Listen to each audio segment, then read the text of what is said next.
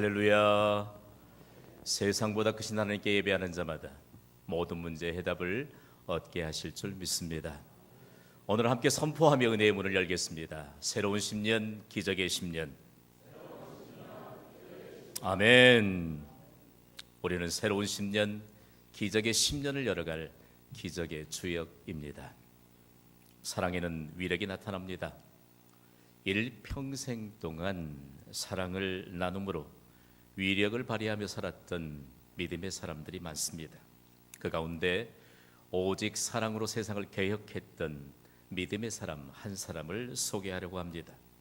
그는 18세기 말부터 19세기 초에 영국의 복음적인 정치가였던 윌리엄 윌버포스입니다. 그의 일대기가 최근에는 어메이징 그레이스라고 하는 이 영화로 영화화되기도 했습니다. 프랑스는 피비린내 나는 혁명의 과정을 거쳐서 프랑스 대혁명을 이루었습니다만 영국은 윌버포스와 같은 믿음의 사람이 있었기 때문에 피 한 방울 흘리지 않고 사회를 개혁할 수 있었습니다. 윌버포스는 가장 비참했던 인류의 역사를 가장 아름다운 인류의 역사로 바꾸었던 기적의 주역입니다. 1787년 10월 28일 그의 나이 27되던 해에 영국의 국회의원이었던 그는 그의 일기장에 이런 기록을 남겼습니다. 전능하신 하나님께서는 내 앞에 두 가지의 큰 목표를 두셨다. 하나는 노예 무역을 폐지하는 것이고 다른 하나는 영국의 잘못된 인습들을 혁파하는 것이다. 윌버포스는 하나님을 사랑하는 사람이었고 하나님을 사랑하듯 이웃을 사랑하는 사람이었습니다. 당시에 그의 이와 같은 고백적인 기록을 보아서 알 수 있듯이 영국은 기독교 나라로 자처함에도 불구하고 노예 무역으로 이 무역의 수입의 3분의 1을 감당했거든요. 그러니까 얼마나 노예를 많이 데려다가 그리고 저 북미 대륙에 팔아 넘겼던가를 알 수 있습니다. 기록에 의하면 영국이 해군의 이 영향력이 준비되고 난 다음에 이들이 해상을 완전하게 장악하고 말잖아요. 그러면서 큰 상선들을 예비하면서 그 상선들이 노예를 실어 나르는 무역선으로 전락하게 됩니다. 그러면서 참 그 역사를 보면 얼마나 비참하고 반인륜적이었는지 모릅니다. 노예 제도만 해도 비윤리적이지요. 그러나 그들이 아프리카 대륙에서 흑인들을 노예로 잡아오면서 수송했던 과정은 너무나도 반인륜적이었습니다. 이 노예 수송선에 수백 명의 노예를 실어야 되는데 높이가 약 75cm 정도 이런 칸을 두고 마치 짐을 차곡차곡 쌓듯이 노예들을 그렇게 실어서 수송했습니다. 도중에 병에 걸리고 도중에 이 가시적으로 볼 때에 쓸모가 없다고 판단되면 무참하게 바다에 던져버렸습니다. 그리고 그들이 북미 대륙의 노예를 팔려갔다가 아주 잔인한 주인들을 만나게 되면 주인들이 휘두르는 이 채찍에 맞아서 3분의 1가량이 생명을 잃게 되는 이런 안타까운 역사가 진행되는 과정 가운데 하나님의 사람, 믿음의 사람, 그리고 하나님을 사랑하듯 이웃을 사랑했던 윌버포스라고 하는 정치가가 세상을 완전하게 뒤엎을 만한 준비로 하나님 앞에 엎드렸던 것입니다. 노예 제도를 폐지하기 위한 운동을 얼마나 열정적으로 시행했는지 모릅니다. 그러나 이 일은 결코 쉽지 않았습니다. 왜냐하면 이 무역의 수입 가운데 3분의 1을 차지했기 때문에 국가로부터 환영받지 못했습니다. 더욱이 여러 차례에 걸쳐서 암살의 위협을 받기도 했습니다. 그러나 그는 1787년부터 부지런히 노예제도 폐지 법안을 국회에 제출하기 시작했고 왜소한 체구를 지냈지만 무려 150회에 걸쳐서 대의회 논쟁을 벌였습니다. 그의 이런 힘이 과연 어디로부터 온 것일까요? 그러면서 외쳤던 것이 영국이 진정으로 위대한 나라가 되기 위해서는 하나님의 법을 반드시 따라야 한다라고 목소리를 높였습니다. 더욱이 기독교 국가인 영국이 황금의 눈이 먼 나머지 노예 제도를 고집하면서 하나님의 사랑을 외면하면 결코 살아남지 못할 것이라고 하는 경고의 수위를 높이기도 했습니다. 결과가 어떻게 되었을까요? 놀랍게도 1807년에 노예 제도가 완전히 폐지되었습니다. 더 나아가서 1833년도에는 노예 제도 자치가 폐지되면서 노예 무역 제도가 폐지된 후 훌쩍 뛰어넘는 그 과정 가운데 놀라운 영국의 사회 개혁이 이루어졌던 것입니다. 여러분, 윌버포스를 한낱 여러분이 정의로운 정치인으로만 생각하면 곤란합니다. 하나님을 사랑했던 사람, 그리고 하나님이 우리에게 사랑의 대상자로 주신 이웃을 하나님처럼 사랑했던 사람, 그러면서 그는 그의 자아분명과 같은 이런 믿음의 고백을 따라서 살았습니다. 신앙이란 늘 입으로 고백될 뿐 아니라 반드시 삶 속에서 실천되어야 한다. 그는 실제적으로 그의 일평생 동안 사랑을 실천하고 사랑을 나누면서 살았던 사람입니다. 사람들은 그를 부르기를 영국의 양심이라고 불렀고, 그의 영향력으로 당시에 젊은 국회의원들 가운데 무려 3분의 1가량이 복음주의 기독교인이 되게 되는 놀라운 변화가 일어났습니다. 사랑을 나누는 곳엔 여전히 위력이 나타납니다. 왜 사랑을 나눌 때 위력이 나타나게 될까요? 우리가 너무 식상하게 이해하고 있는 하나님의 사랑, 기독교의 핵심이 되고 있는 이 사랑에 대해서 오늘 우리가 조금이나마 오해를 벗어야 될 것입니다. 십자가에서 예수님이 인류의 죄값으로 지불되시기 위해서 자신을 온전히 희생한 이후에 세상에 기독교용어로 등장하게 된 히라보 하나가 있습니다. 헬라어 그리스도를 이해하고 있는 아가페입니다. 아가페 정도야 예수 믿는 사람은 알지요. 그러나 너무나 그 원래적인 의미를 잘 모르고 있다는 말씀입니다. 하나님의 무조건적인 사랑을 바탕으로 가장 좋은 길을 함께 걸어야 한다는 이 행동 지침이 아가페에 들어있다는 사실들을 많은 사람들이 그냥 지나칩니다.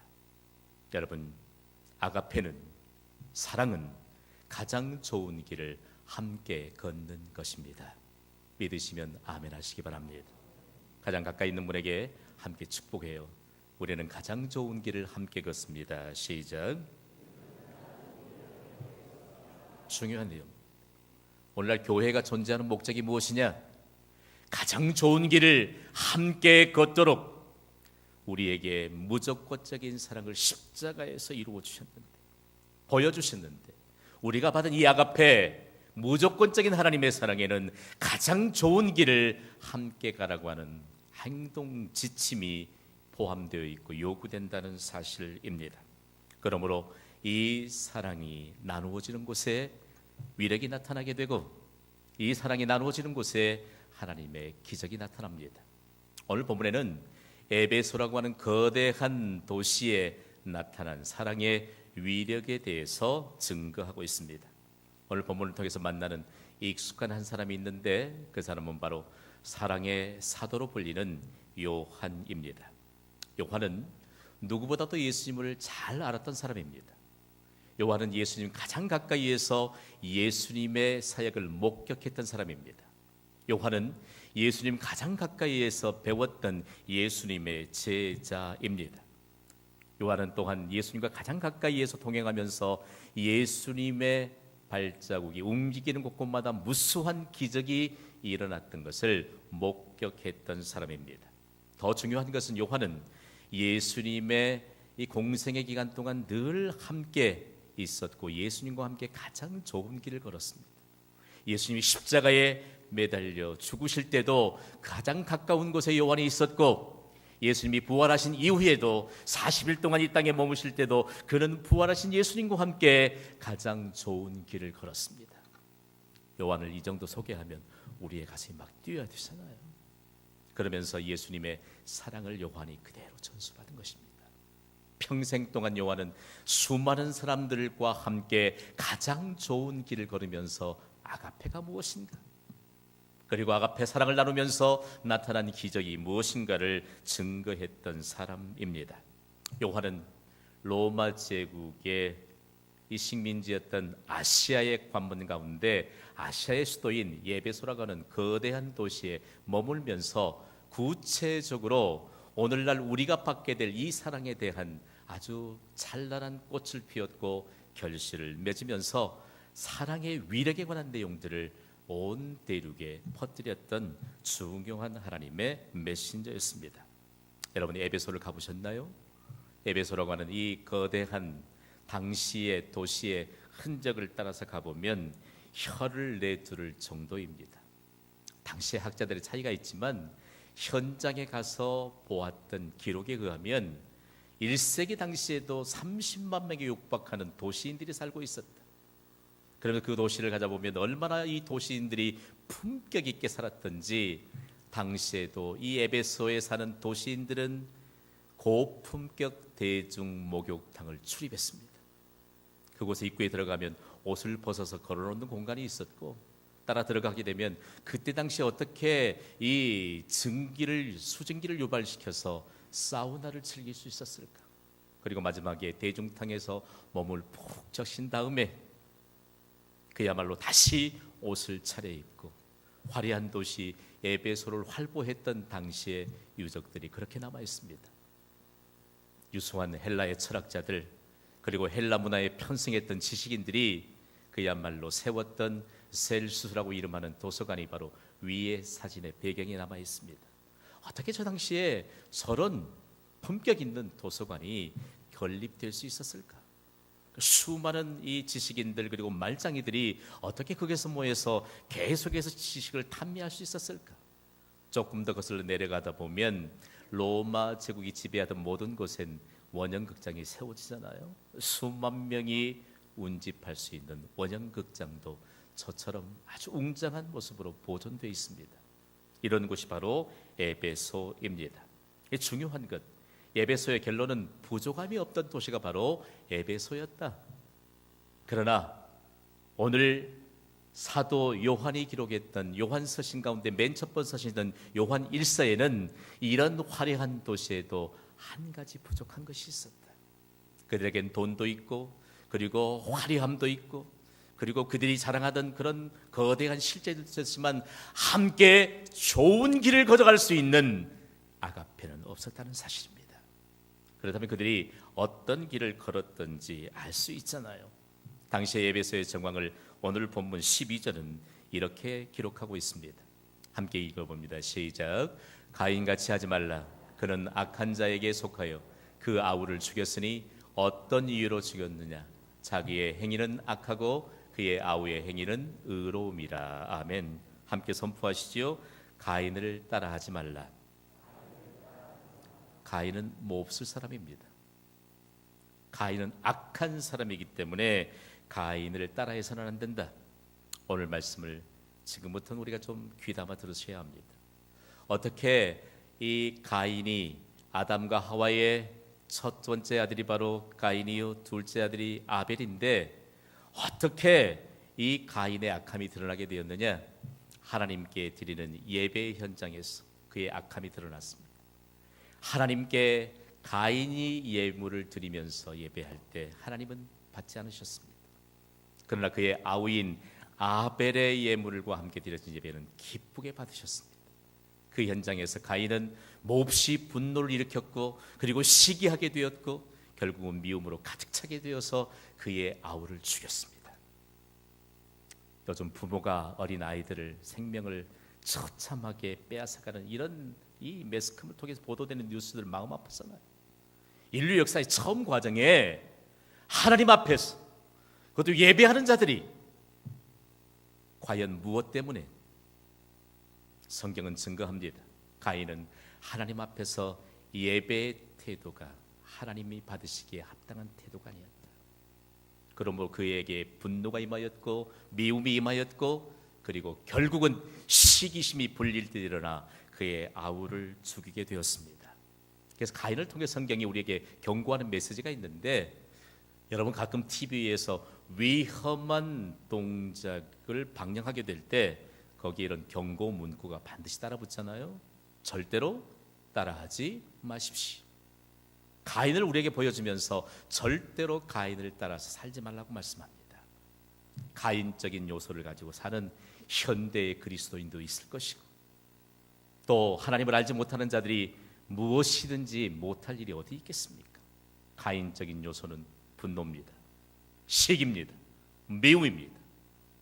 그렇다면 가장 좋은 길을 함께 갈 수 있는 아가페를 우리가 받았다 할지라도 아가페가 자리할 곳이 없다는 사실들을 오늘 성경은 우리에게 가르쳐 주고 있습니다. 여러분, 사랑의 결핍이 가져왔던 가인적인 요소, 우리에게 아직 분노가 남아있지는 않습니까? 우리에게 무언가 잘 되는 사람을 향해 함께 축복하지 않고 시기심이 불릴 듯 일어나는 우리의 조상선조들에겐 어쩌면 정말 복음적인 요소가 너무 희박했어요. 왜 사촌이 노는 사람은 배가 아파요? 가인적인 요소죠. 우리에게 아직도 누군가를 미워하고 있다면 이처럼 사람의 사랑의 결핍의 증거인 것을 우리는 기억해야 할 것입니다. 미움이 불릴 듯 일어났던 가인이 아우의 생명을 빼앗았던 것이 왜 에베소로 가는 거대한 도시의 정황과 맞물려 있냐는 사실입니다. 그러므로 오늘 본문 15절은 이렇게 경고합니다. 함께 읽습니다. 시작.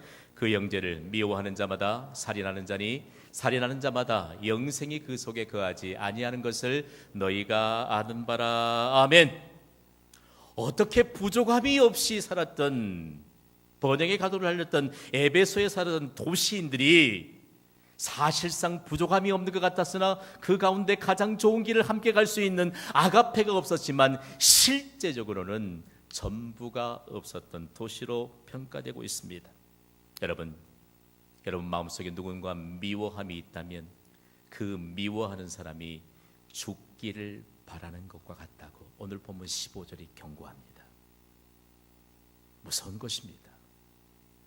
만약에 이 땅에 복음이 들어오지 않았다면 여전히 이 세상은 가인적인 요소를 가지고 사는 사람들로 인해서 피 흘림이 계속되는, 그야말로 진정한 평안이 없는 그런 삶을 살아가고 있지 않을까요? 그렇다면 말씀의 배경이 되는 에베소에는 도대체 무엇이 가장 좋은 길을 함께 갈 수 있는 이 아가페 사랑을 막고 있었던 것일까요?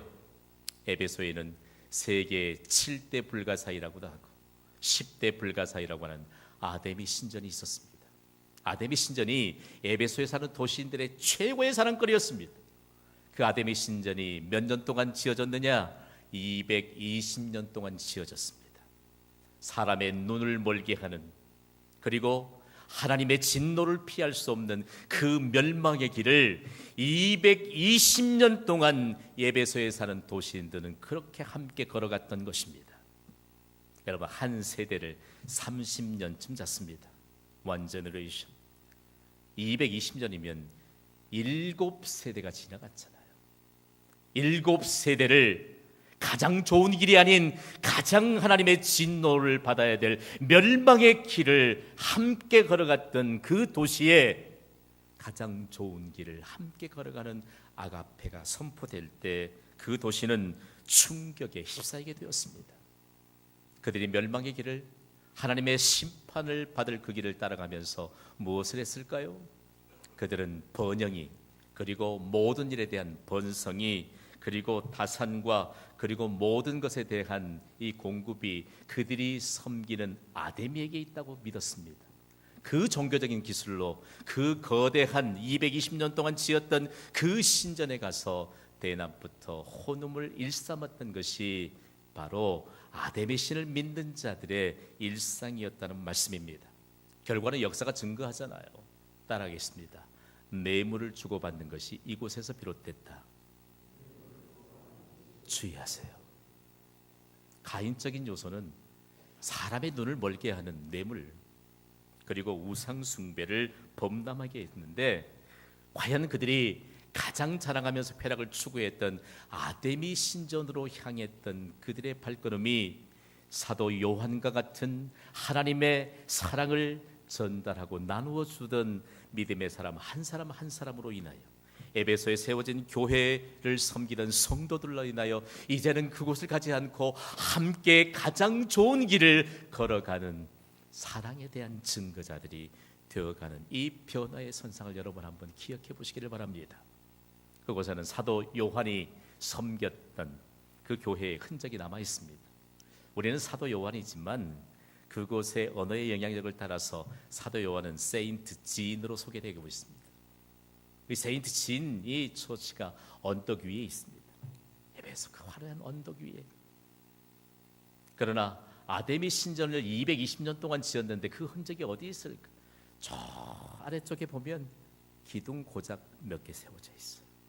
아무도 흠모하지 않습니다. 그곳에 살아간 사람도 없습니다. 단지 그 언덕에 올라서 세인트 진 사도 요한의 흔적이 남아있던 그 교회를 통해서 가장 좋은 길을 함께 걸어갈 수 있는 그 길을 열었던 하나님의 사랑, 예수님의 영광이 그곳에 남아있고 사도 요한의 그 흔적들이 예수님의 사랑을 지금도 증거하고 있다는 사실입니다. 사랑하는 여러분, 오늘 우리가 받아야 될 메시지는 과연 무엇입니까? 요한은 그곳에서 이 요한 1서, 요한 2서, 요한 3서를 기록하면서 하나님이 우리에게 가장 좋은 길을 함께 가도록 주신 이 아가페 사랑을 나누라고 말씀합니다. 그렇다면 우리가 나누어야 될 사랑은 과연 무엇일까요?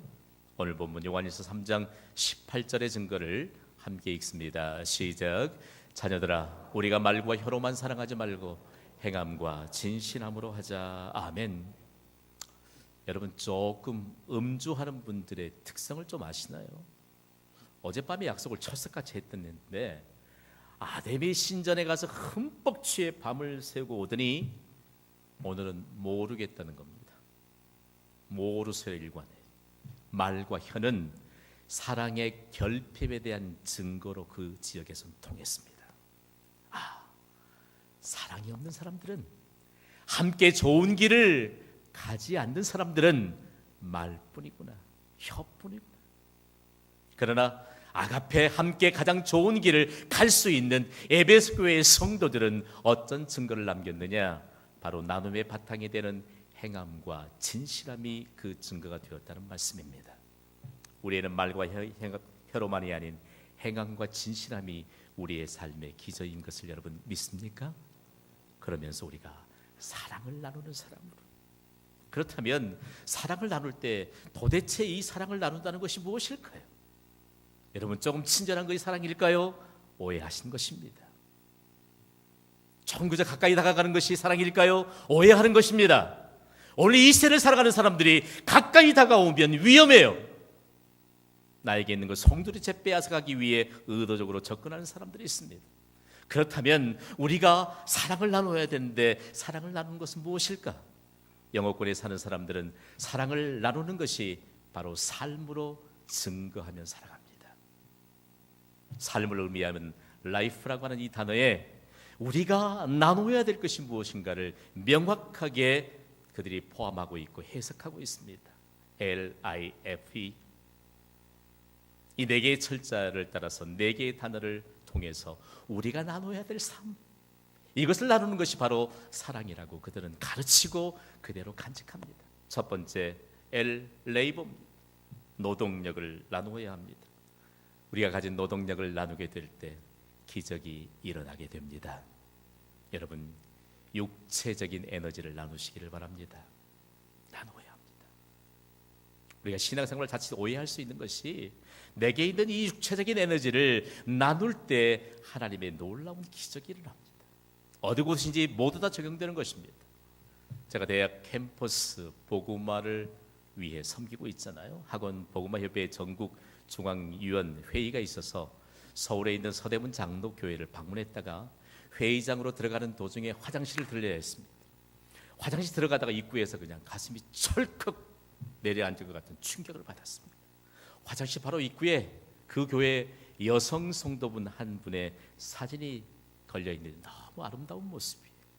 그분이 이 화장실 담당자입니다. 아래는 세상에서 가장 향기로운 곳으로 만들어가고 있습니다. 생각해 보세요. 들어갔더니 정말이에요. 여러분, 우리가 교회로부터 육체적인 에너지를 나누는 것이 습관이 될 때 세상을 향해 육체적인 에너지를 나눔으로 사랑을 나누는 그 현장에 기적이 임하는 것을 여러분 보게 될 줄 믿으시기 바랍니다. 다음으로는 I 인플루언스, 영향력입니다. 영향력은 우리 모두에게 영향력이 있는데 가장 중요한 영향력을 발휘해야 될 것은 사람과 사람의 사이를 가장 좋은 관계로 연결해 주는 것이 영향력의 대표적인 것입니다. 여러분, 우리에게 있는 이 아가페 사랑으로 함께 가장 좋은 길을 걸어가게 될 때 그 사람은 또 함께 다른 이들과 함께 가장 좋은 길을 걸어갈 수 있는 영향력을 지닌 사람들이 되게 될 줄 여러분 믿으시기 바랍니다. 이것이 바로 사랑을 나누는 것에 대한 두 번째 단계고, 다음으로는 F입니다. 파이낸스, 재물입니다. 우리에게 있는 물질의 소유주가 하나님이신 줄 여러분 믿습니까? 나누어야 합니다.